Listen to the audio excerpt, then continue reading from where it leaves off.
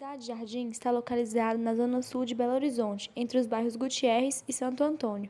É um bairro de classe média alta, delimitado pelas avenidas do contorno Raja Gabaglia e Prudente de Moraes. Ao se escolher o Arraial de Belo Horizonte para a sede da nova capital de Minas Gerais, a Comissão Construtora da nova capital realizou, no ano de 1894, diversos estudos no Arraial com o objetivo de confeccionar a planta da nova capital. Duas das fazendas desapropriadas abrangiam grande parte das cabeceiras do Córrego do Leitão. Pode-se dividir em 3 períodos a ocupação do vale. O primeiro, entre 1899 e 1920, o segundo, de 1930 ao final dos anos 1960, e o terceiro período, a partir de 1970 até os dias atuais.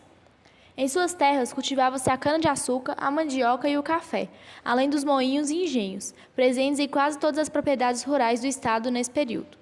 Verifica-se que a ocupação do vale nessa época se restringia às sedes das fazendas e suas benfeitorias, desde as suas nascentes até nas proximidades da confluência do córrego do Mendonça. Inicialmente, se construiu nas terras da recém-desapropriada Fazenda do Leitão um campo prático agrícola que durou de 1895 a 1897. Posteriormente, as terras e a antiga fazenda foram incorporadas à colônia agrícola Afonso Pena, fundada em abril de 1899. No início dos anos 1930, é de fato iniciada a ocupação nas margens do Leitão, na área correspondente ao bairro de Lourdes. Somente a partir dos anos 1940, com a reforma da antiga sede da Fazenda do Leitão e a sua transformação em Museu Histórico de Belo Horizonte, é que se tem o início da ocupação da vertente esquerda do vale acima da Avenida do Contorno. A administração JK resolveu construí-la nas proximidades da Pampulha e a área reservada para sua construção foi loteada e requalificada, visando atender aos interesses do poder público de ali edificar um bairro destinado às classes mais abastadas da capital. Assim foi criada a Cidade Jardim, em 1943. Pode-se concluir que está se passando por uma nova remodelação do espaço, com o aumento da verticalização e o consequente adensamento populacional. Eu acho que com certeza o bairro verticalizou mais, abriu mais lojas de negócios, com certeza, na região, mais shoppings e galerias, com certeza. Você imagina, eu moro aqui antes do BH Shopping, Quérida, pensa bem. Então, assim, esse bairro fez uma explosão. Depois do BH Shopping, Pontei, fez uma explosão. Sim. Obviamente, esse comércio urbano de bairro cresceu muito, né? Várias casas na região do São Bento estão sendo vendidas para escritórios de advocacia, de arquitetura, de engenharia. Então tem crescido essa coisa do comércio, do negócio, da prestação de serviço no bairro. Essa é a grande mudança, além da verticalização em algumas áreas. Sim. O aspecto negativo, acho que é isso. Se a gente não conseguir deter a verticalização, toda essa área verde que ainda é preservada, toda aquela região abaixo da BR que ainda tem um verde, esse microclima que é preservado por arbustos, árvores e algumas matinhas, isso vai piorar. O bairro já aqueceu.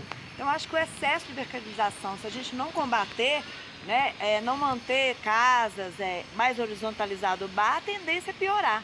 O aquecimento, o excesso de pessoas na rua, Prudente de Moraes já não consegue mais desafogar, né, os moradores que ficam mais na direção do BH Shopping, na direção da Raja. Então, acho que a verticalização é completamente negativa. Nosso pavor é não tomar conta, as casas serem vendidas e começar a aparecer prédios de 12, 15, 18, entendeu? Então, esse OVNI, que é esse prédio redondo, estilo Oscar Niemeyer, que foi quem desvirginou o bairro, no sentido de permitir o surgimento de outros prédios maiores.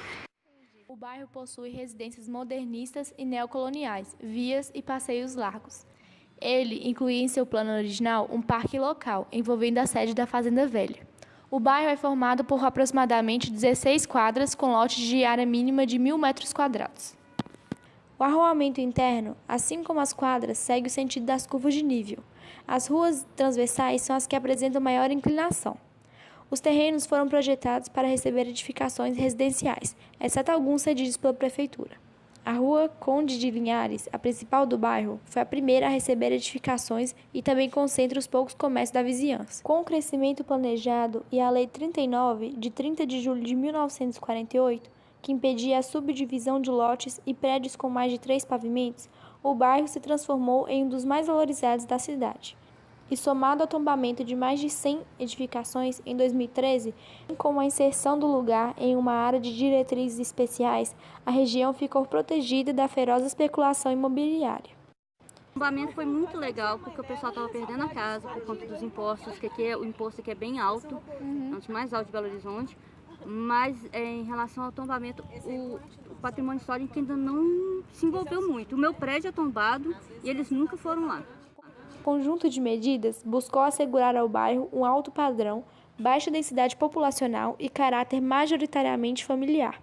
Além disso, a expectativa de vida dessa parte da cidade gira em torno de 80 anos, superando a média do país. Como reflexo disso, existem muitos lares de idosos na região. O bairro preserva espécies exuberantes de árvores. É o caso da Ficus italiano, localizado nas esquinas das ruas Simval de Sá e Josefa Belo. Aqui elas são maravilhosas, são bem antigas e tudo, e era o grande charme do bairro, eram as árvores. E elas precisaram ser, o pessoal começou a cortar tanto que precisou ser tombada as árvores. Muitas árvores que são tombadas pelo patrimônio, não pode cortar. Mas mesmo assim, infelizmente, a CEMIG está sempre cortando. Essa praça aqui, essa árvore aqui, por exemplo, ali até ali na frente. Esse horário aqui era fresco, parecia ar-condicionado. E agora não tem mais, então toda hora vem aqui e corta. Apesar da presença da Polícia Federal, a maioria das casas possui muros altos e com cerca elétrica, sensores e câmeras de vigilância privada. Bairros não tinha porteiro, nem sistema de segurança, nem as casas tinham cerca elétrica. Antigamente eu circulava, esses bairros todos, trabalhavam, entravam nos prédios tudo, não tinha nem porteiro. Hoje, você vê o que mudou. E aí, você vê, o povo realmente não confia mais, né? Uns aos outros, né? E a segurança, não vou falar de segurança, porque aumentou a população, assim também, ali em muitos lugares, muitas casas foram jogadas ao chão, e construíram os prédios, aí até o clima, nosso clima mudou, devido ao aumento da população.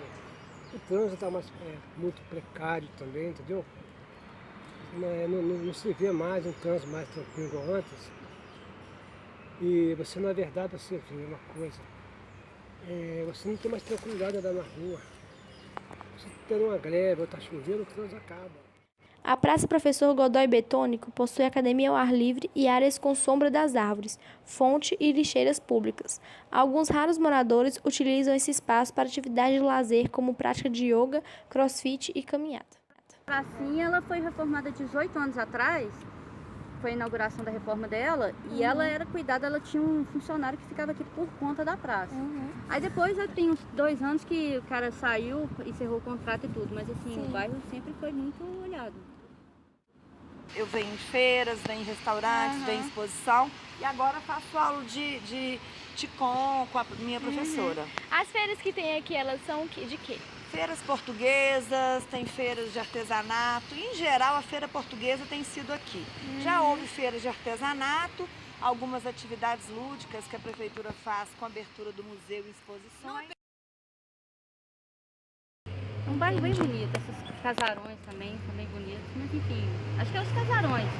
Tanto que quando eu falo com os outros assim, dependendo do lugar, eu moro na Cidade Jardim. Aí todo mundo, você mora naquelas mansões? Eu falo, não, eu moro num prédio. Um prédio antigo, as mansões são outras coisas. O Cidade Jardim, que está entre um dos primeiros e mais tradicionais bairros da capital, já dá sinais de sua abertura para a presença de estabelecimentos como restaurantes, escolas e comércios em geral. O bairro, portanto, representa uma importante parte da história de Belo Horizonte. Sua configuração espacial, que é caracterizada pela presença de casarões, grandes lotes e ruas tranquilas, reflete esse processo de ocupação que ocorreu ao longo dos anos, mostrando que atualmente esse espaço conserva alguns aspectos da época, ao passo que também consegue acompanhar o desenvolvimento do restante da cidade.